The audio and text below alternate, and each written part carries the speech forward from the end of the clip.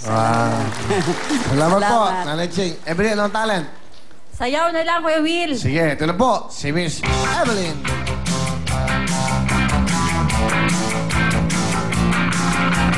Dance all night, play all day.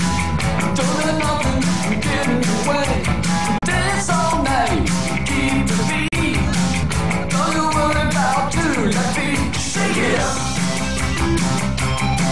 Shake it up. Shake it up. Thank you very much, Evelyn. Alikan dito.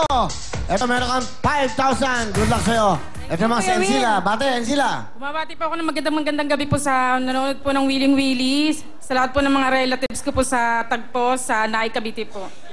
Saka yung baby ko po dyan sa Tagpos. Relax ka lang. Anong trabaho ng asawa mo? Ngayon po, factory worker po siya. Ikaw? Papasok lang sa bahay lang po. Bakit nakikita na kayo sa iyong biyanan? Opo, 11 years po. 11 years na. Pakilala mo ang biyanan mo. Pinapakilala ko po ang biyanan ko ngayon lang po kami nagkabate. Biyanan ko pong Armalite po sa bahay. Marilyn po. Ngayon lang daw kayo nagkabate. Magandang gabi po, Nanay Marilyn. Will. Magandang gabi, Will. Anong armalet sa bahay? Hindi naman ako kagalit sa'yo pag hindi kita inuutusan. Ang tamad-tamad mo kasi, ang kataba-taba mo. Kita mo sexy kasi ako lang naman gumagawa sa bahay. Ano ka? Bakit po kayo nagkagalit?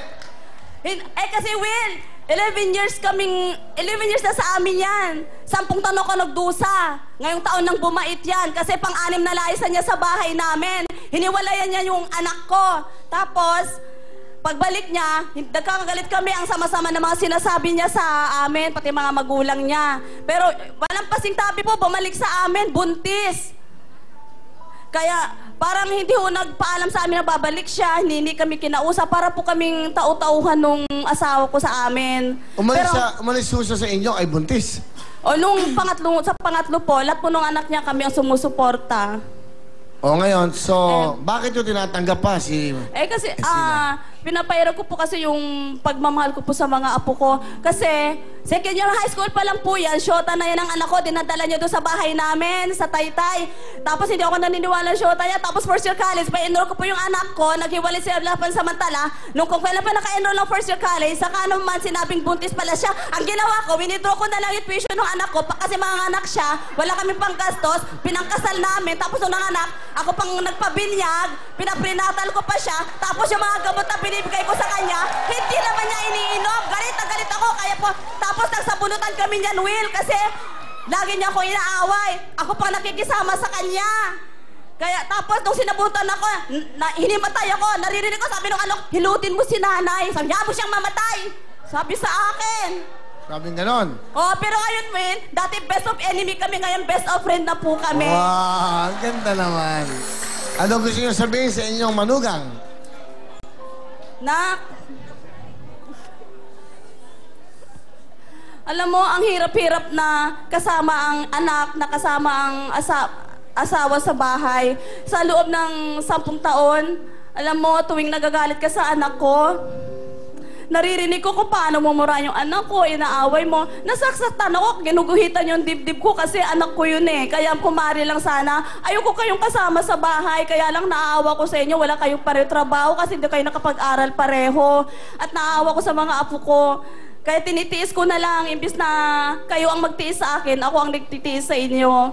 At saka, kung pwede lang, kasi mabait ka naman ngayon, pero di ka pa nagsusorry sa akin. Dapat magsorry ka ngayon sa akin. Dapat ako magsusorry din sa'yo. Nagbabati tayo, pinagtatawanan tayo, pero di pa tayo nag-heart-to-heart talk. Well, Nanay Marilyn, this is the time na mag-heart-to-heart talk kayo. Of course, yeah. I really believe that this is the time. Alright. Sige po. Napasensya ka na kung minsan nagagalit ako sa'yo kasi parang hindi ko nakitang minahal mo kami ng tatay mo, yung biyanan mong lalaki.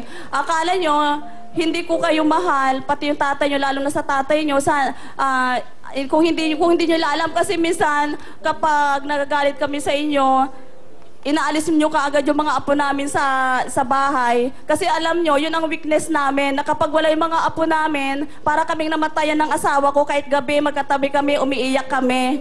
Kasi namimiss namin yung mga apo namin. At saka, huwag kayong maghangad ng higit pa na hindi naman natin kaya. Minsan pag walang ulam, parang nararamdaman ko, malungkot kayo. Kung ano lang kaya natin, yun lang ang inyong, dahil hindi tayo magiging masaya sa buhay kung hindi tayo kontento. Lagi nating tandaan na contentment makes a person happy. Hindi kayo magiging masaya pag hindi kayo maging kontento sa buhay. Kung ano lang meron tayo, pagtiyagaan nyo. At saka salamat kasi nararamdaman kong kahit nagagalit ako, mabait ka na, hindi mo na ako sinasagot. Dati, pag kunting saway ko lang, ay NC, maglaba ka naman, magwalis ka naman dito, ang dumi-dumi ng bahay. Nako, hindi ka nalalabas ng kwarto. Nagugulat na lang kami mag-asawa, nanonood kami ng TV sa salas, may hanging dumaan sa amin. Ikaw na pala, gumagaya yung wheel. Nagagalit, hindi kami kinakausap. Mula nung mula nung nanganak, 3 anak niya, kami gumagastos, kami po nagpapaaral hanggang ngayon. Kaya kami mag-asawa, Will, 30 years na kami magsasawa. Ay, mahal, happy birthday pala, advance happy birthday sa April 16. At saka, happy anniversary, Will, May 2. 30 years na kami kasal, kaya May 2, pareho kaming May 2 May 2 pack. Ay, at saka Will, baka bago ko makalimutan, binabati ko pala yung mga barkada kong adik. Adik sa videoke, doon sa Sitio Malitlit, Barangay Tagpos, Binangon Rizal. Ay, pumasok kami rito sa jackpot. Hoy, jackpot lang ha. Mag-videoke tayo ulit, pero kung hindi, marigas kayo. Okay. Hoy, at saka yung tiya ko pala, Kuya Will, yung nagpalaki sa akin. Madalas mo sabihin, Ninay Clarín, pinalaki mo ako, pero bakit hanggang ngayon, maliit pa rin ako? Ito lang ang masasabi ko sa'yo. Nabigo ka, men. Anong gusto mo sabihin sa mother-in-law mo? Nay, bagamat nagger ka, tapos lumipas na po yung panahon na, yung sa ngayon po, nag-matured na po ako. Na-realize ko po, pagkakataon ko na po sabihin ito na, nakita ko po noon yung hindi ko po nakita na mga kabutihan niyo pong ginawa sa amin. Pero ngayon po, na-realize ko po na someday po magiging lola rin po ako. Naging lesson po sa akin yung nakikita po ng mga anak ko na baka na-trauma po kasi. Kaya nung paglapas po ng 3rd baby ko, yun po, nagbago na po ako. Lahat po ng samaan po namin sa bahay, nagbago po lahat. Kaya masasabi ko lang po, pagdating po ng panahon na kayo naman po nangailangan ng kalinga po namin, pagmamahal, handa po namin ibigay yun. Sana nga anak, totoo yung sinasabi mo. Ang gusto ko lang please, wag mo nang pagalitan yung anak ko. Kasi masakit eh. Naging magulang ka rin kasi. Nagbati na kayo. Pass is pass. Tapos na. Yes, Will. Humingi ng tawad. Ang ganda na sinabi niya, kalinga at pagmamahal. Walang katumbas na halaga yon. Ang pagbibigay ng respeto at pagmamahal sa inyo. Sige na nga, I love you na nga. Oh, I love you na ata ko. I love you na rin po. Palapakan natin si Aling Marilyn. Will, pahag! Okay, kayo. Ay, nako. Will, may picture tayo dito. Nagka-picture. Ba't nagka-picture? Ang picture kami, oh. Anong, Pinalita ko yung kay si Michelle Ani, ako na lang.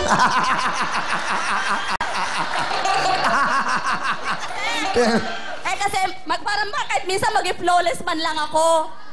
Kasi sabi sa office, kutis porsilata daw ako, Will, oh. Oo naman. Pag naka-stocking daw ako, para ako naka-stocking ng puro run. Pero kayong 3,000. Okay, thank you. Sige, salamat. Tinakpan yung mukha ni Shalani. Thank you. Ano talent ni Encila? Bali, sa'yo po kasi magra-rap po yung biyanan ko. Magra-rap siya? Wow! Pakinggan rin. Ito na po si Encila at ang kanyang mahal na biyanan, Nanay Marilyn. Yeah, oy.